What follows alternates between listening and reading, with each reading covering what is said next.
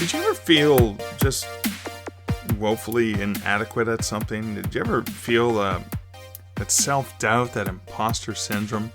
Who am I to write this? Who am I to deliver this information? Who am I to insert whatever it is you're self-doubting here? I'm going to argue that self-doubt, that imposter syndrome, is a skill. It's a feature, not a flaw. We're going to explore that in this episode. Welcome to the Stark Reflections on Writing and Publishing podcast. There has never been a better time for writers. More information, options, and opportunities are available to you, but navigating these requires insight. Join Mark Leslie Lefebvre as he draws upon more than a quarter century of experience as a writer, a bookseller, and a trusted book industry consultant to explore and reflect on the writing and publishing landscape to help you make informed choices on your writer journey.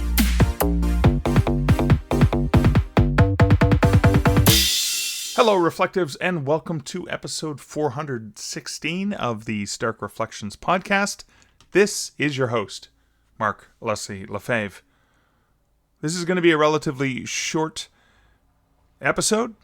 It's going to be a solo episode, and it's going to be a soul reflection episode, so I can get this episode out the door and get back to feeling completely inadequate and like a complete imposter who's trying to make his way in the world today. And, of course, reference Cheers cheekily in some of the things that I say. This episode I am titling The Irony of a Woefully Inadequate Imposter Syndrome. I'm going to forego any ad reads, any comments, any other notations that pre something that happened prior to the main content of this podcast. Instead, I'm going to launch right into this reflection, and I want to share it before I chicken out wanting to share it. So I'm going to play a bumper.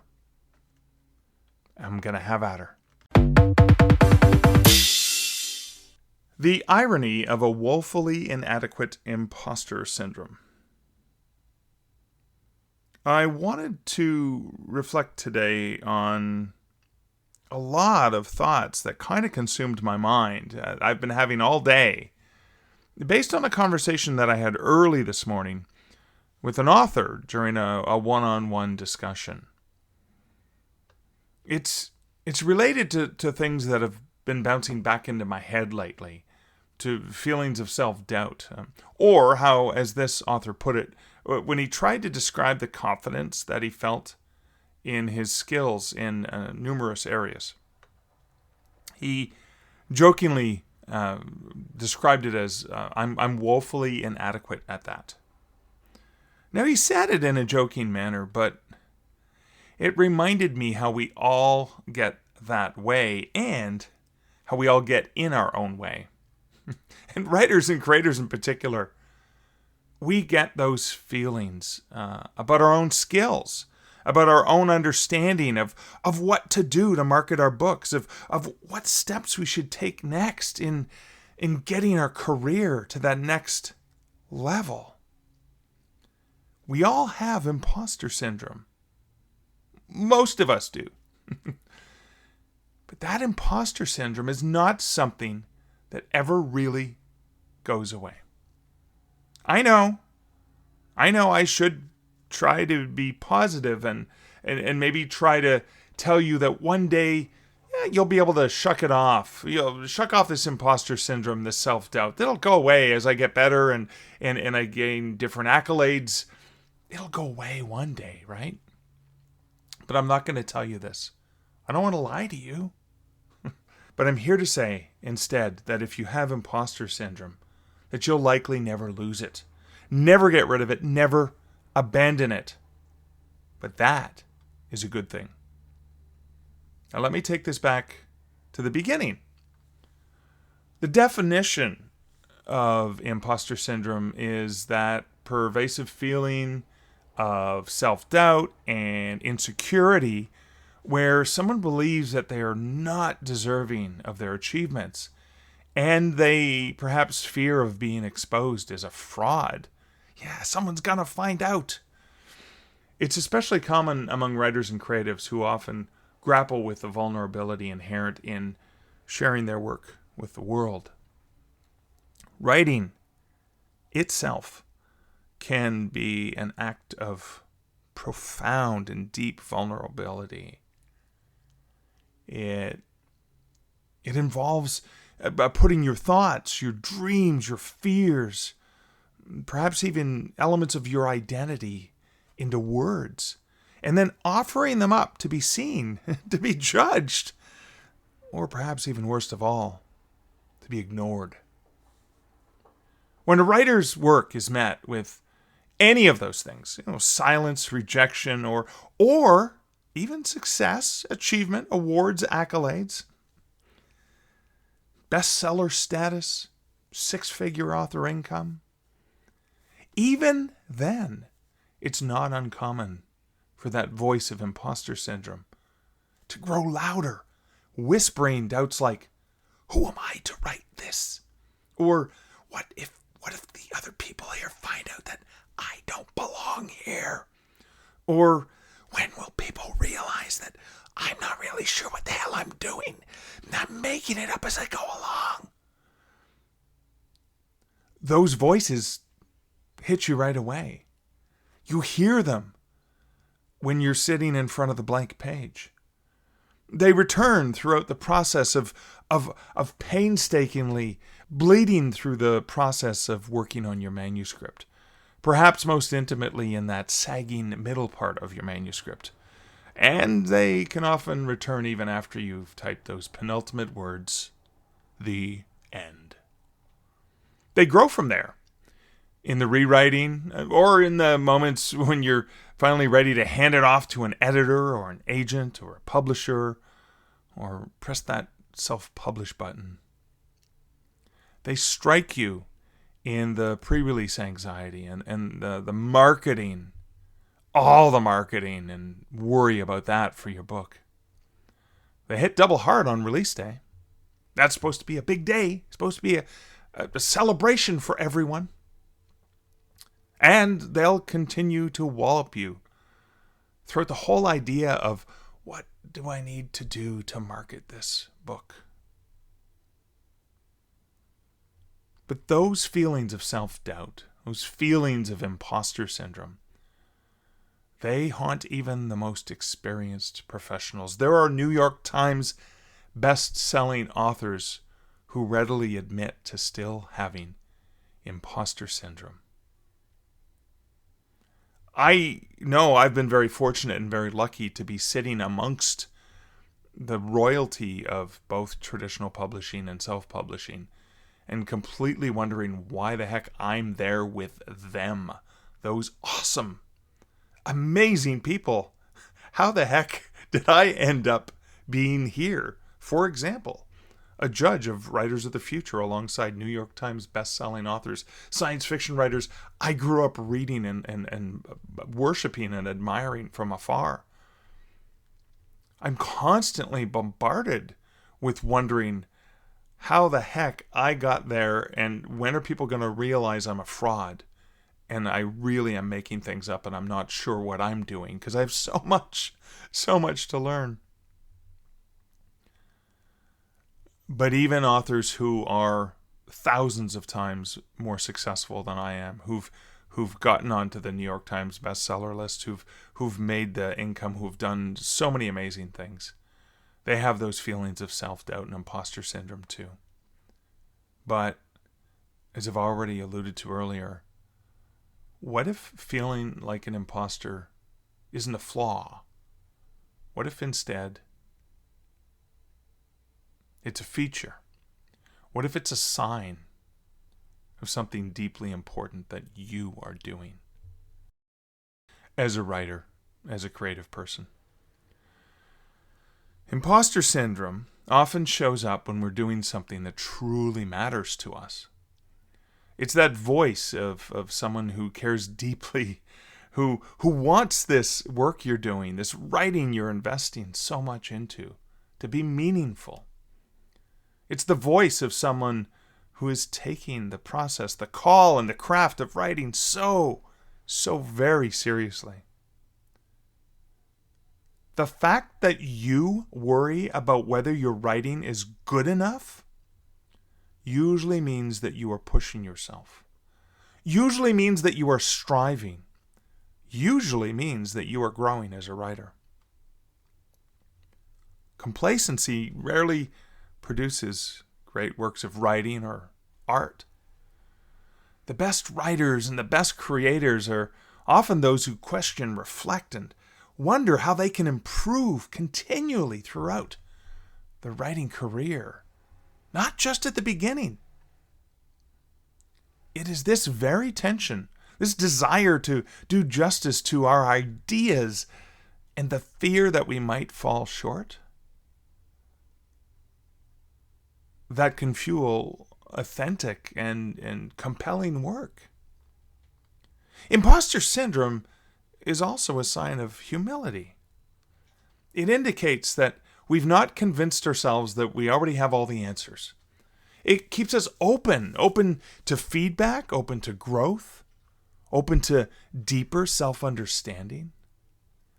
That openness you may see as a curse, but it's a gift. It keeps you learning, keeps your writing honest,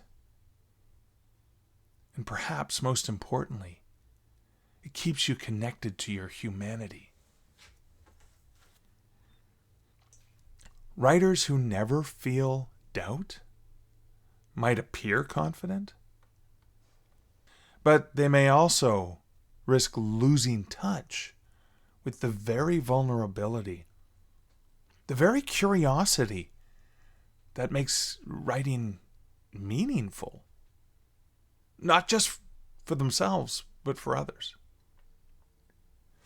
Feeling like an imposter, paradoxically, often means we're still teachable. And that, my friends, is a strength.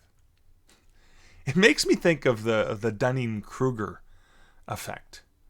So the Dunning-Kruger effect is a cognitive bias where people with low ability or understanding or knowledge in a particular area tend to dramatically overestimate their competence in that area.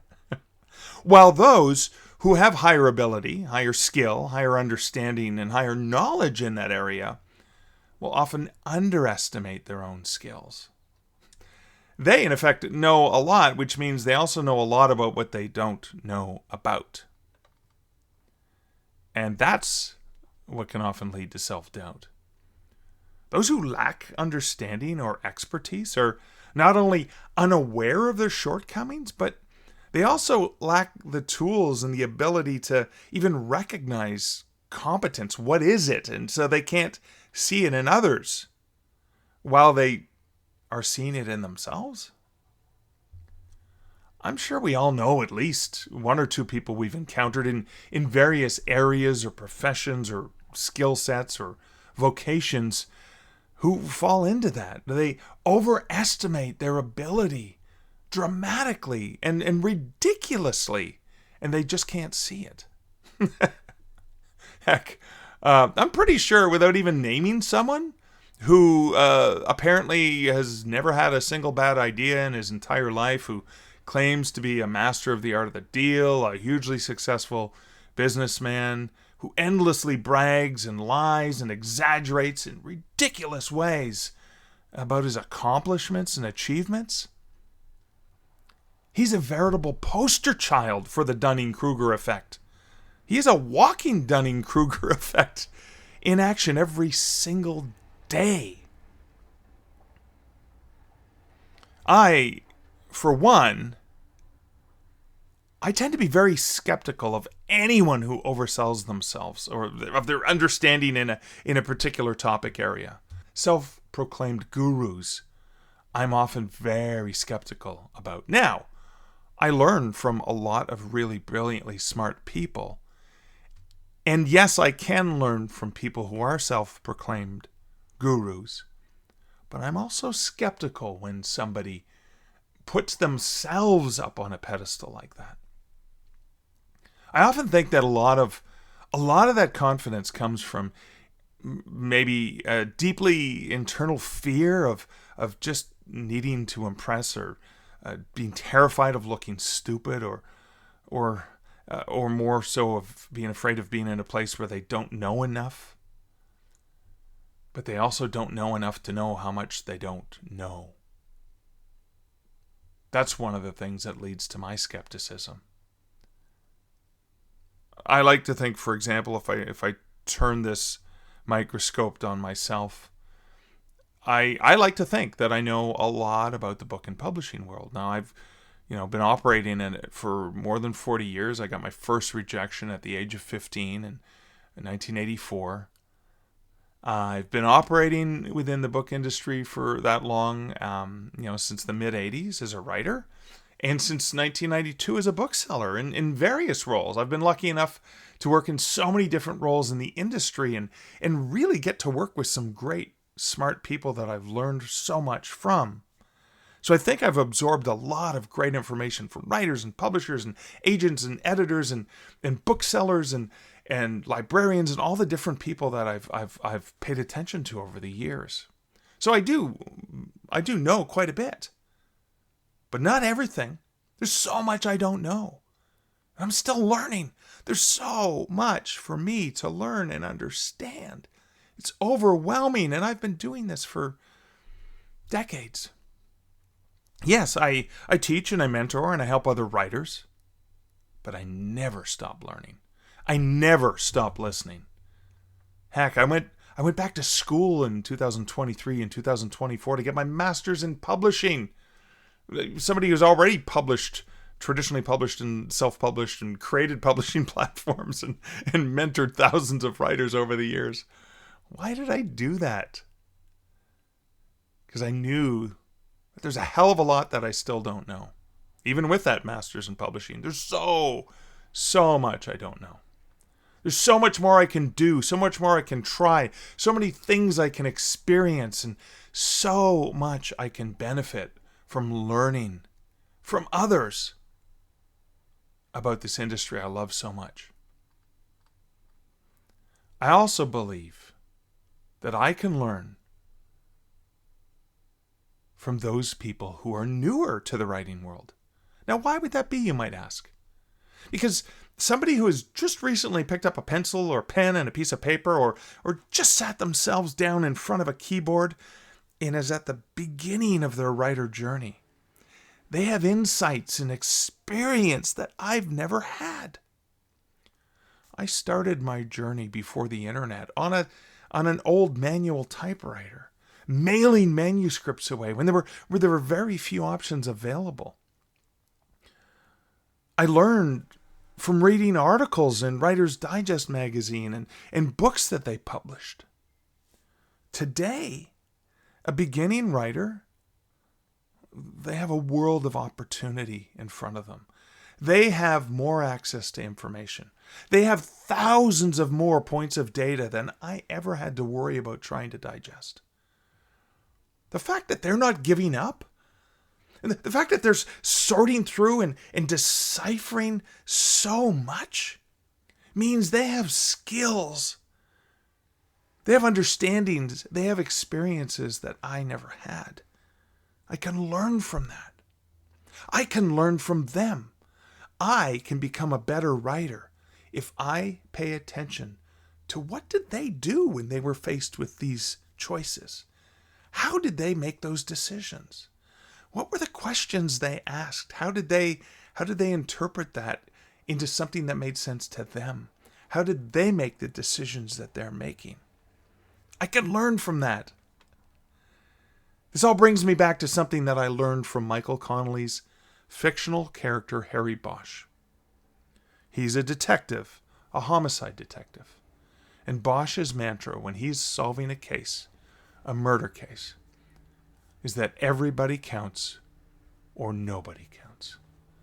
And I have adapted that because Harry Bosch is a real character to me. He's fictional. Michael Connelly made him up, but he is real. He lives in my heart and my mind. In the minds of millions of readers, of course, but that mantra, everybody counts or nobody counts, means something profound to me. Because I believe the same is true in the writing world. I'm lucky enough that I've stood on stages in front of huge audiences. So if I'm in a room where the audience is 1,000 writers, even if these are writers who have not published a single word, and I'm there to offer a keynote presentation to them, where I'm there to impact my wisdom, and I use air quotes when I say that. I'm there to impact my wisdom on them.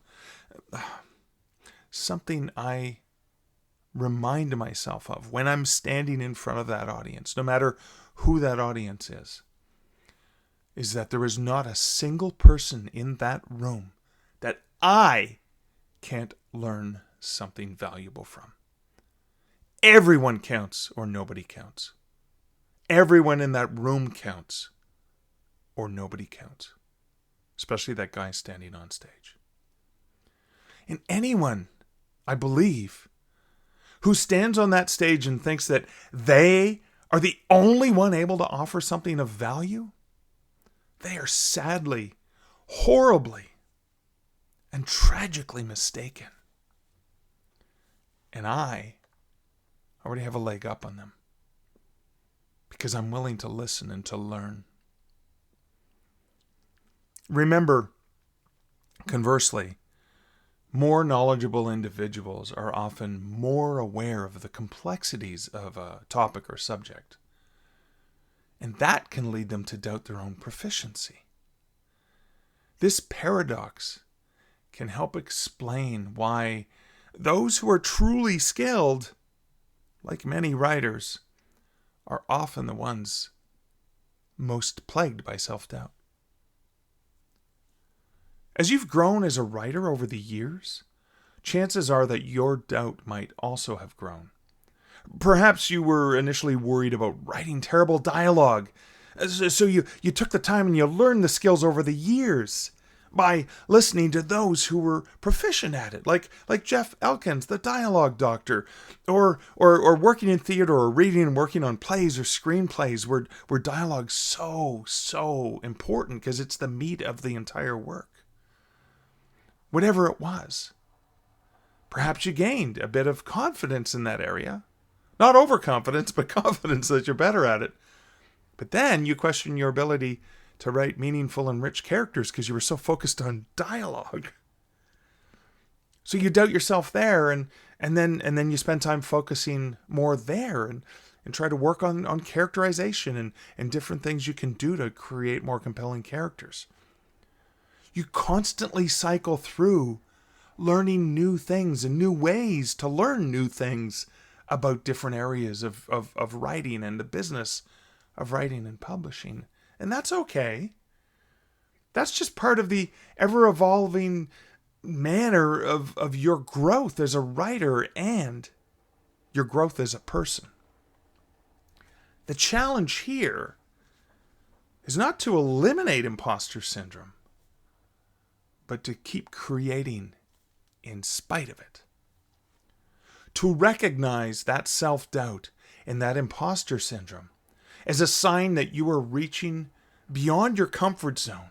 You are taking risks and you're trying to make something worthwhile.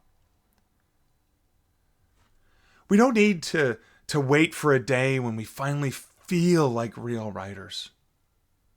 We affirm our identity as writers each time we show up to that blank page and we dare to defy it. We say, I am writer. Hear me whimper in self-doubt. But then place our hearts, minds, and souls onto that page despite it. Now, community can, in some ways, help to lighten that load. Communities, such as the virtual one you're in, this reflective group of listeners to the Stark Reflections podcast, they're great. But of course, this is a different kind of community because, we're all in our own heads. I'm in mine right now, sharing this with you. you're in yours, and you're reflecting on things that I'm sharing, and that's in your own mind. Now, several other listeners may share their own reflections. You may share your reflections, but you know and understand that there's so many others who are thinking, feeling, reflecting, and maybe not able to get those words out, or stuff happens and they forgot that they wanted to share something, because that's what happens in the ricocheting chaos of our minds and our thoughts. We have these great ideas, and a lot of those ideas never turn into the actions that we want. So that's a different kind of community, but maybe that's why local and online writing groups and communities and conversations with fellow creatives and shared reflections make clear that we're not alone, that you are not alone. Hearing someone else say, "Me too," that can be deeply and profoundly liberating. The vulnerability of writing and of sharing and reflecting on our own insecurities, it's not a weakness. It's the beating heart of creative life. Acknowledging our fears does not diminish our art. It enriches it. Hell, I've made a career about writing about so many of the things that terrify me. My ghost storybooks. I'm afraid of the dark. I'm a big chicken. I'm terrified of ghosts and hauntings and things like that. My Canadian werewolf series was born out of the worry. Like, what if I lived in New York, and what if I turned into a wolf and I had no control over it? What would I do? What would my days be like? How would I deal with that? My thriller Evasion was born out of a fear of, well, what if, why am I seeing my dead dad everywhere? What if he's still alive? And exploring that. So much of what I've written and shared are things that terrify me or that I've questioned. So for me, fear is an important element. But fear itself, in delving into the things that you put into your writing, are also part of that. I guess what I really want to reflect on here is an important element for those of you who, like me, might be feeling that you're not enough. After all, who am I to write the book that I'm working on right now? Who are you to write the book you're working on right now? Who are you to believe that anyone else will want to read it? Who am I to believe that anyone will want to read my book? Who am I to sit here and reflect and believe that it's going to help someone else out there? I'll tell you who you are. I'll tell you who I am. You and I, we're not only someone who's not only enough, but enough that we have something powerful and important and meaningful to offer. Because every time we take that risk to be vulnerable and to put something out there on paper, in audio, digital audio, in some way that some other eyes or ears will see or hear it, you're not only taking a chance, but you're also quite likely quietly whispering and telling someone that they are not alone. And that's so profoundly important. It's like a hug in many ways. We need more of that connectiveness in this world. And remember that your imposter syndrome, your self-doubt, is not proof of your inadequacy. It's perhaps actual proof that you are engaging in something real, something that matters, something that will make a difference and will make the world a better place.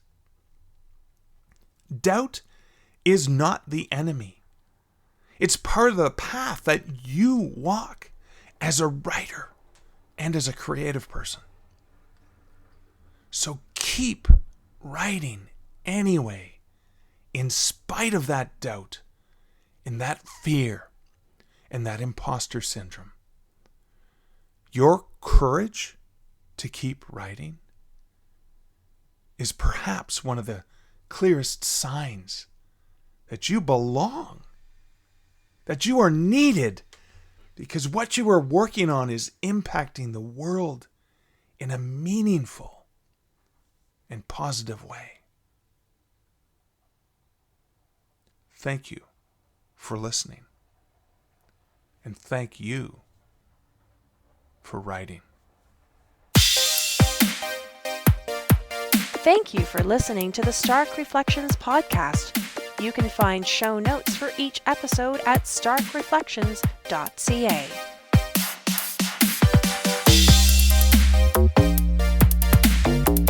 The music for this podcast, Laser Groove, was composed and produced by Kevin MacLeod. Check out more of Kevin's great music at incomptech.com.